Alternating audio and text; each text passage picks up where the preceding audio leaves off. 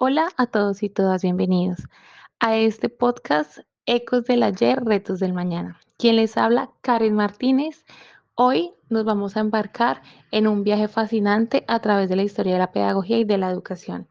No solo un ejercicio de memoria, es una invitación a entender cómo el pasado moldea nuestro presente y lo más importante, cómo podemos aprender de él para construir un futuro educativo más justo y equitativo. ¿Están listos para interpretar juntos nuestras dinámicas, las actuales y las del pasado? Comencemos. Antes de continuar, me presento. Mi nombre es Karen Martínez, soy licenciada en Química, egresada de la Universidad Distrital y docente de aula en el municipio de Girardot, Cundinamarca. Les cuento que hoy contamos con dos grandes invitados, el docente Yamit Arévalo y la docente Julia Rodríguez, quienes se van a presentar a continuación. Hola a todos, mi nombre es Yamid Arévalo, soy licenciado en Educación Física de la Universidad de Pamplona. Actualmente trabajo en la ciudad de Bogotá en la Caja de Compensación Familiar Compensar, donde ya llevo 7 años trabajando en la parte de actividad física. Hola Karen y oyentes, ¿cómo están? ¿Cómo les ha ido? Me presento, mi nombre es Julia Carolina Rodríguez Hernández, soy licenciada en preescolar, egresada de la Universidad del Magdalena, tengo 28 años, actualmente laboro como docente de aula en una institución pública del municipio de Chimichagua, en el departamento del Cesar. Tengo 6 años de experiencia docente, hace 2 años ingresé al magisterio laborando en dicho cargo. Bueno, después de conocer a nuestros dos expertos, vamos a iniciar con las preguntas. Docente Yamit, hablemos de un punto de inflexión crucial en la historia de la educación especial, el informe de Warnock de 1978.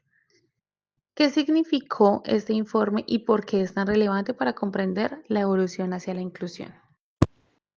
El informe Warnock fue un parteaguas porque cambió radicalmente la forma de ver a los estudiantes con discapacidad. Antes, la educación se centraba en la deficiencia del niño y buscaba clasificarlos o segregarlos. Warnock introdujo el concepto de necesidades educativas especiales, con sus siglas NEE.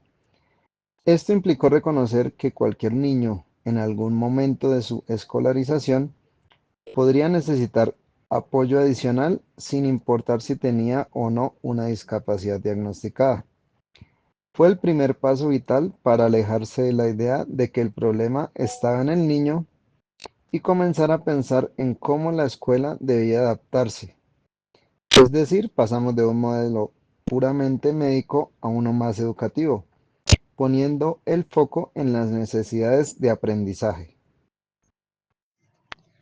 Docente Julia, antes de Warnock, ¿cuáles eran las dinámicas predominantes en la atención educativa a las personas con discapacidad y cómo impactaban en su desarrollo? Bueno, para esta segunda pregunta, lo que te puedo comentar es que históricamente la atención se caracterizaba por la segregación y la exclusión. A medida, a medida las personas con discapacidad pues eran educadas en instituciones separadas, escuelas especiales o directamente excluidas del sistema educativo. El énfasis pues estaba en la normalización o la rehabilitación, buscando que el individuo se adaptara a la sociedad, en lugar de que la sociedad se adaptara a la diversidad de estos. Esto a su vez generaba un profundo aislamiento, limitaba el desarrollo de sus capacidades a restringir sus oportunidades y reforzaba los estigmas sociales sobre ellos. Esto era una educación para ellos, más no una educación con ellos. Bueno, si bien Warnock abrió las puertas para las necesidades educativas especiales, la Declaración de Salamanca en el año 1994 lo hizo para la educación inclusiva. Profe Yamit, ¿qué principios fundamentales estableció esta declaración y cómo se diferencia del enfoque anterior de integración? La Declaración de Salamanca es la piedra angular de la educación inclusiva global.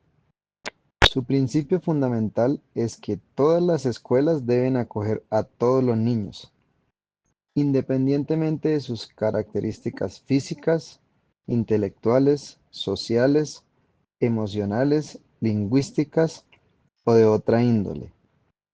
La gran diferencia con la integración es que la integración buscaba que el estudiante se adaptara al sistema existente, mientras que la inclusión exige que el sistema educativo se transforme para adaptarse a la diversidad de todos los estudiantes.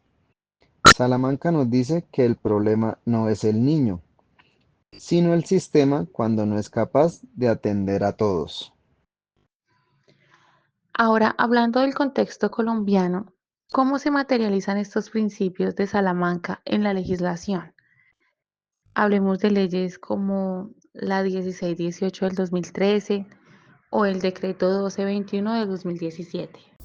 Bueno, Karen, Colombia ha hecho un esfuerzo significativo por alinearse con estos principios.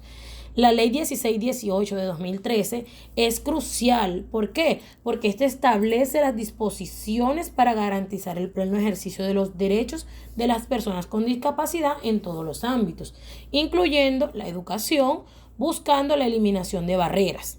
Luego, en el 2017, el decreto 1421 reglamenta de forma específica la atención educativa a la población con discapacidad en el marco de una educación inclusiva. Este decreto, por ejemplo, establece los planes individuales de ajuste razonable, que son los PIAR, que son una herramienta clave para asegurar que cada estudiante recibe el apoyo específico que necesita dentro del aula regular y promueva la dotación de recursos para la inclusión de las instituciones educativas. Todo esto son pasos vitales para intentar cerrar la brecha que hay entre la política y la realidad que se vive en las aulas. Bueno, y a pesar que tenemos tantos avances normativos, ¿cuáles son las principales barreras que aún enfrentamos en la educación inclusiva en Colombia, profe? ¿Y cómo podemos conectar estas con las faltas históricas de las que hemos hablado? Lamentablemente, persisten varias barreras significativas. Una de las más críticas es la falta de capacitación adecuada del personal docente. Si los maestros no tienen las herramientas pedagógicas y metodológicas para trabajar con la diversidad, es muy difícil que puedan adaptar el currículo, usar estrategias de evaluación diversificadas o manejar las dinámicas de una aula inclusiva.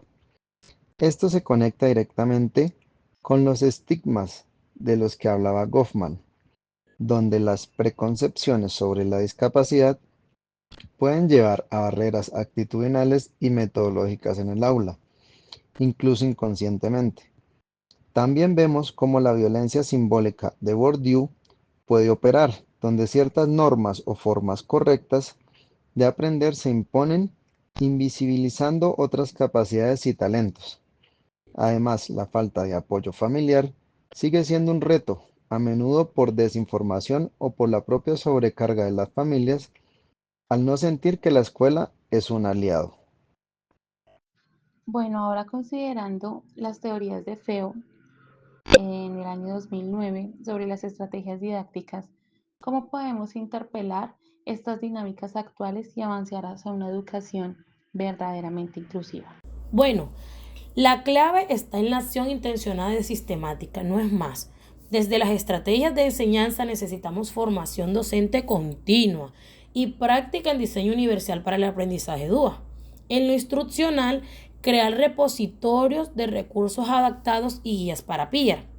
Pero también, crucialmente, debemos fortalecer las estrategias de aprendizaje en los docentes, fomentando comunidades de práctica y la investigación-acción para que ellos aprendan a adaptarse.